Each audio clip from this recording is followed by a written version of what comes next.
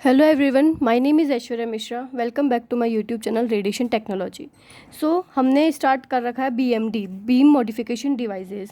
हमने हमारे previous video में देखा था कि what is beam modification device, what is beam modification and what are the types of beam modification devices. ये हम हमारे प्रीवियस वीडियो में देख चुके थे कि क्या होता है बीम मॉडिफिकेशन और क्या होती है बीम मॉडिफिकेशन डिवाइसेस और इसके कितने टाइप होते हैं. हमने देखा था कि इसके कल 4 टाइप हो रहे थे. हमने इसको अलग अलग टाइप में बांटा था उसको. तो 4 प्रकार के हो रहे थे. एक तो shielding compensator and wedge filters and flattening filter. तो हमने ये 4 टाइप में इसको कल क्लासिफाइड किया था. तो अब हम फर्स्ट टाइप पढ़ेंगे इसका शील्डिंग की. What is shielding beam modification device. Shielding से क्या हो रहा है. ठीक है, तो जस्ट स्टार्ट इट.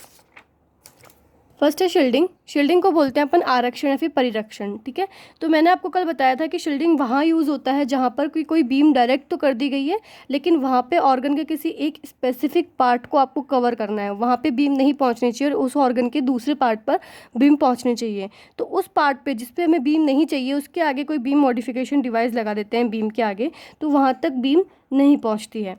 ठीक है, तो इसमें देखते हैं. This method is used to protect the critical organs near the treating zone. कि कोई भी ट्रीटिंग जोन है उसके पास में कोई क्रिटिकल ऑर्गन प्रेजेंट है. जैसे कि अगर हम स्कल का करते हैं या ऑर्बिट का करते हैं, तो जब हमारी आइज़ होती है उन्हें हमें प्रोटेक्ट करना होता है. ठीक है, तो हम वहाँ पर शील्डिंग ब्लॉक या फिर कुछ भी लगा देते हैं. तो शील्डिंग डिवाइस वहाँ पे हमारे लिए यूज़ होती है. ठीक है, एम्स ऑफ शील्डिंग की व्हाट इज़ द एम. इसका उद्देश्य क्या है शील्डिंग का. To protect critical organs. जो भी क्रिटिकल ऑर्गन है जहाँ पर हम रेडिएशन बीम नहीं चाहते हैं, जहाँ पर वो जो रेडिएशन बीम से बहुत ज़्यादा सेंसिटिव हैं, उन ऑर्गन्स को प्रोटेक्ट करने के लिए. Avoid unnecessary irradiation to surrounding normal tissue. और कई बार क्या होता है कि जो ट्रीटिंग जोन होता है वो ट्रीटिंग जोन बहुत छोटा होता है, लेकिन उसके आसपास का जो सराउंडिंग टिश्यूज़ होते हैं वो सारे नॉर्मल होते हैं. हमें उस पर रेडिएशन नहीं चाहिए होती है. तो उस अननेसेसरी इरेडिएशन को, कि अननेसेसरी लगेगी उस पर रेडिएशन, उसको रोकने के लिए हम शील्डिंग की हेल्प लेते हैं. ठीक है, तो ये इसके 2 उद्देश्य होते हैं कि एक तो क्रिटिकल ऑर्गन है पास में, उसको प्रोटेक्ट करने के लिए. दूसरा सराउंडिंग का जो नॉर्मल टिश्यू है उस पर अननेसेसरी इरेडिएशन, की फालतू में रेडिएशन लगेगी, उस चीज़ को अवॉइड करने के लिए हम क्या करते हैं शील्डिंग. ठीक है, तो अब एक शील्डिंग मटेरियल है. आपने कोई भी, मैंने बताया कि जो भी बीम है ये पार्ट है. ठीक है, तो अगर आपको रोकना है तो यहाँ पे आपने लगा दिया कोई शील्डिंग मटेरियल. ठीक है, तो अभी मटेरियल किस चीज़ का, इसकी क्या कैरेक्टरिस्टिक्स होने चाहिए, क्या इसके गुण होने चाहिए कि हम इसको एक शील्डिंग मटेरियल ले सकते हैं. ठीक है, तो फर्स्ट होता है हाई एटॉमिक नंबर. कि इसका जो एटॉमिक नंबर होता है, परमाणु नंबर होता है, वो बहुत ज़्यादा होना चाहिए. दूसरा हाई डेंसिटी. इसका घनत्व, जो भी डेंसिटी होती है इसकी ज़्यादा होनी चाहिए, ताकि वो मतलब जितनी ज़्यादा डेंसिटी होगी उतना ही ज़्यादा वो एटेन्यूएशन कर सकता है.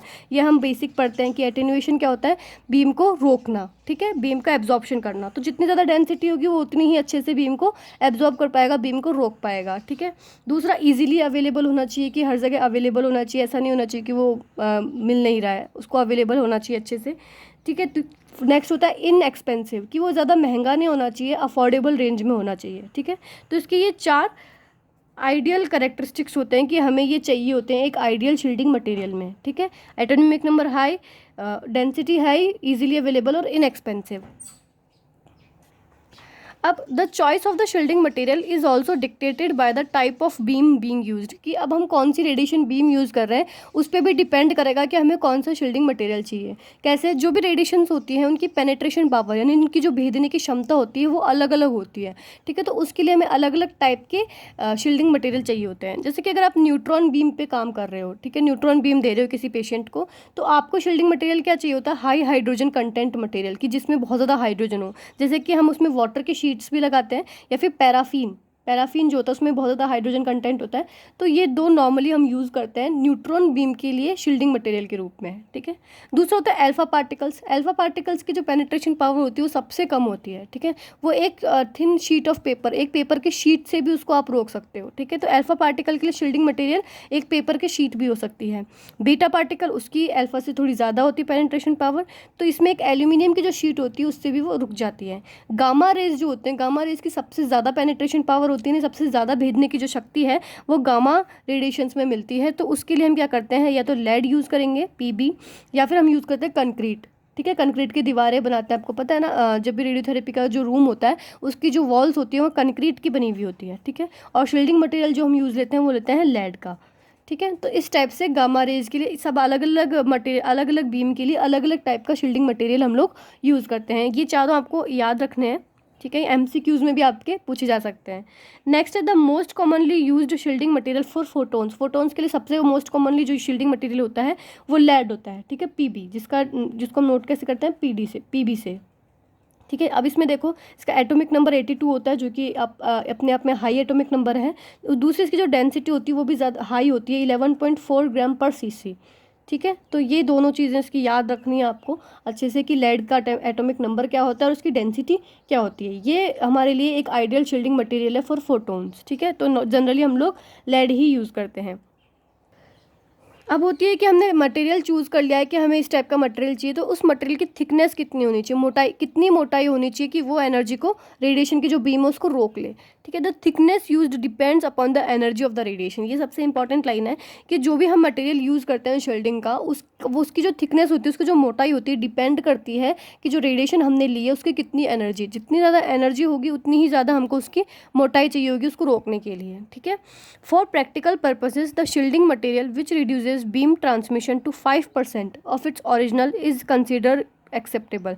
कि मतलब शील्डिंग मटेरियल प्रैक्टिकल पर्पज़ में हम क्या देखते हैं कि जो भी बीम ट्रांसमिशन को, कोई भी एक शील्डिंग मटेरियल है, ये इसके बीम के ट्रांसमिशन को, बीम के संचरण को अगर 5% भी रोक देता है ना इसके ओरिजिनल से, मतलब इसमें अगर ये 100 है और यहाँ पे 95 भी पहुँच रही है, यानी 5% इसने रोक दिया है, ठीक है, तो भी इसको एक शील्डिंग मटेरियल की तरह हम इसको एक्सेप्ट कर लेते हैं, ठीक है। तो अब एक और चीज़, एक और वर्ड आता है, इसमें आता है हाफ वैल्यू लेयर। ये हम बेसिक रेडिएशन थेरेपी में पढ़ते हैं हाफ वैल्यू लेयर। इसमें क्या होता है, thickness of material which will reduce the intensity of the primary beam by 50%। कि ये एक मटेरियल की वो थिकनेस होती है, वो मोटाई होती है जो प्राइमरी बीम की जो इंटेंसिटी होती है, उसकी जो तीव्रता होती है, उसको 50% तक रोक सकती है, ठीक है। तो उसको हम क्या बोलते हैं, हाफ वैल्यू लेयर, ठीक है। अब हमको देखना है कि नंबर ऑफ हाफ वैल्यू कितनी रिक्वायर्ड होगी 5% रोकने के लिए, ठीक है। तो उसका एक फॉर्मूला होता है 1/2n इज इक्वल टू जितनी हमें परसेंट रोकनी है, ठीक है। अभी हमें कितनी रोकनी है, 5%। ये बहुत इंपॉर्टेंट फॉर्मूला होता है, इसके लिए हम अलग अलग तरीके से निकाल सकते हैं।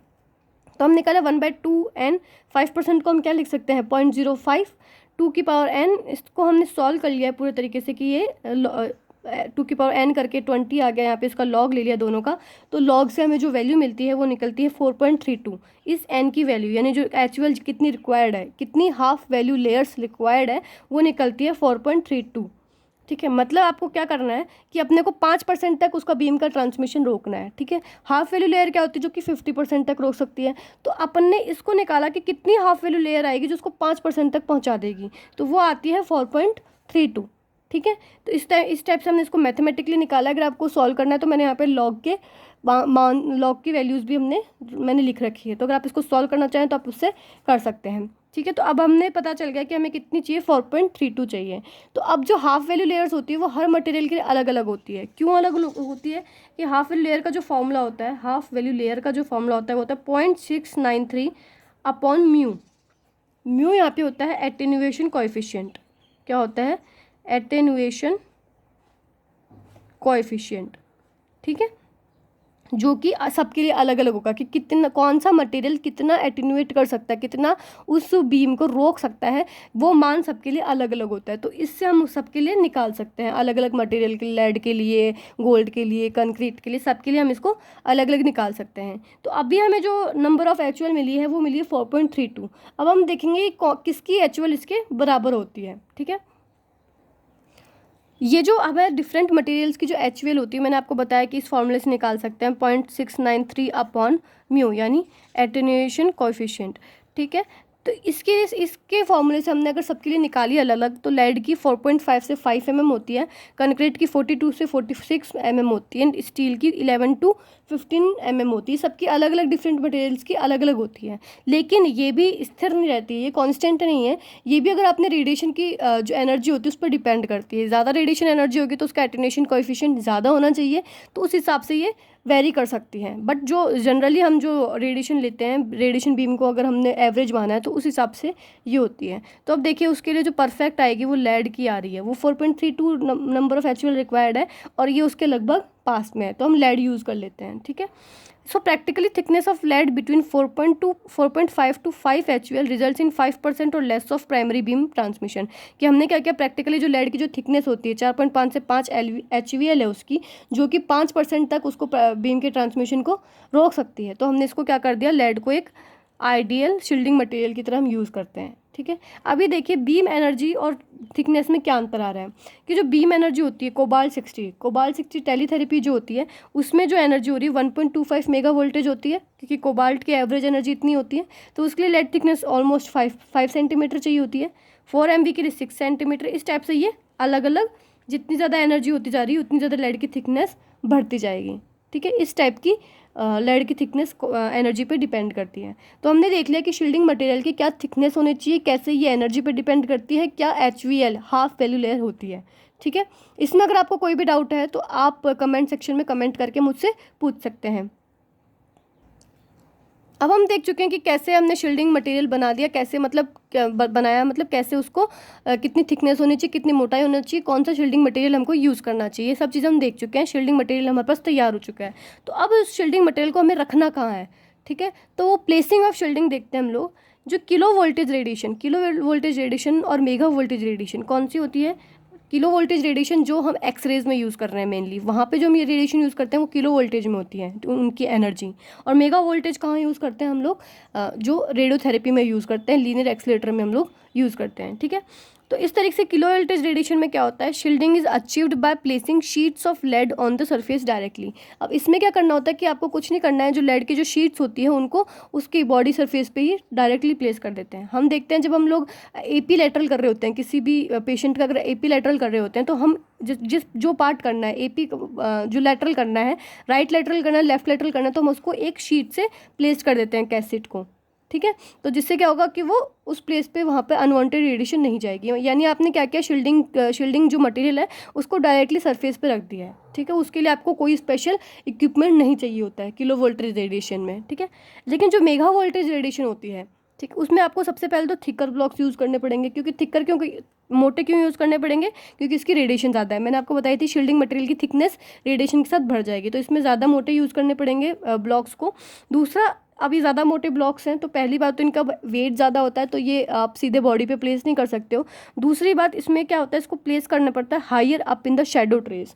कि अगर आपने कभी रेडिएशन थेरेपी मशीन देखी है और या फिर कभी कोई रेडिएशन थेरेपी करती हुए देखा या किया है, तो आपको पता होगा कि उसके जो ब्लॉक्स होते हैं उसमें एक ट्रे होती है, इस टाइप की ट्रे बनी हुई होती है, ठीक है। उन ब्लॉक्स को इसके ऊपर प्लेस करना पड़ता है। इस टाइप से ब्लॉक प्लेस रहते हैं। जो भी पार्ट अगर आपको जहाँ पे भी उसको कवर करना है, जिस भी पार्ट को कवर करना है, उस पार्ट के अप्रॉक्स ऊपर इस टाइप से ब्लॉक शैडो ट्रे में रखते हैं, और उस ट्रे को जो हेड होता है, थेरेपी की मशीन का जो हेड होता है, उसके अंदर उसको प्लेस कर दिया जाता है, ठीक है। तो वो लगभग 15 से 20 सेंटीमीटर ऊपर, जो बॉडी सरफेस होती है उसके 15 से 20 सेंटीमीटर ऊपर रखते हैं, ठीक है। क्यों? क्योंकि इसका एक बहुत इंपॉर्टेंट रीज़न होता है, वो होता है स्किन स्पेयरिंग इफेक्ट को कम करना। स्किन स्पेयरिंग इफेक्ट आप क्या होता है, ये मैं आपको वैसे भी बाद वाले वीडियोस में बहुत अच्छे से बताने वाली हूँ, but for general knowledge, skin sparing effect वो होता है कि जो ज़्यादा रेडिएशन की जो ज़्यादा एनर्जी की जो रेडिएशंस होती हैं, वो बॉडी में क्या करती हैं, जब अगर आपने बॉडी के ऊपर डायरेक्टली प्लेस कर दिया है ब्लॉक को, ठीक है, तो ये क्या करेगी, जब आपको पता है कोई भी अगर वस्तु, कोई भी रेडिएशन अगर हाई एटॉमिक नंबर की वस्तु से टकराएगी तो स्कैटर्ड करेगी रेडिएशन को बिखरेगी भी। एटेन्यूएशन होगा तो स्कैटरिंग भी होगी। स्कैटरिंग होगी तो यहाँ पे जो इलेक्ट्रॉन्स स्कैटर होते हैं तो हाई एनर्जी के होते हैं, वो डायरेक्टली स्किन के ऊपर इफेक्ट कर सकते हैं, स्किन को जला सकते हैं, ठीक है, स्किन के अंदर साइड इफेक्ट्स कर सकते हैं, ठीक है। तो ज़्यादा एनर्जी की है तो ज़्यादा स्कैटरिंग होगी, तो ज़्यादा स्किन को लॉस होगा, ठीक है, इसकी ज़्यादा स्किन लॉस होगा।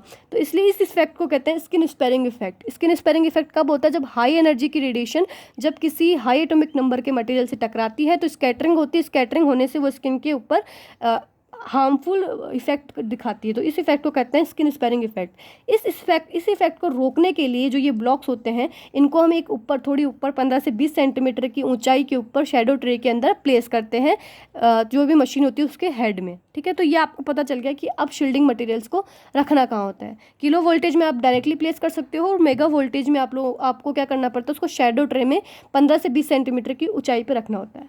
अब ये होता है हमारा शील्डिंग मटेरियल कंप्लीट, कि आपने कौन सा शील्डिंग मटेरियल कैसे यूज़ किया है। अब शील्डिंग मटेरियल्स के कुछ टाइप्स हमने देखेंगे, कुछ टाइप्स होते हैं जैसे कि ब्लॉक्स होते हैं, मल्टीलेस कॉलीमेटर होता है, या फिर इंडिपेंडेंट जोज होते हैं, ठीक है। तो ये सब चीज़ें हम लोग नेक्स्ट वीडियो में देखेंगे। अभी आपको ये पता चल गया है कि व्हाट इज शील्डिंग मटेरियल, किस चीज़ का बना हुआ होता है, क्या थिकनेस होती है और कहाँ उसको प्लेस करना होता है। अगर आपको इतने में कोई भी डाउट है तो आप कमेंट सेक्शन में कमेंट करके मुझसे पूछ सकते हैं, ठीक है। Thanks for watching.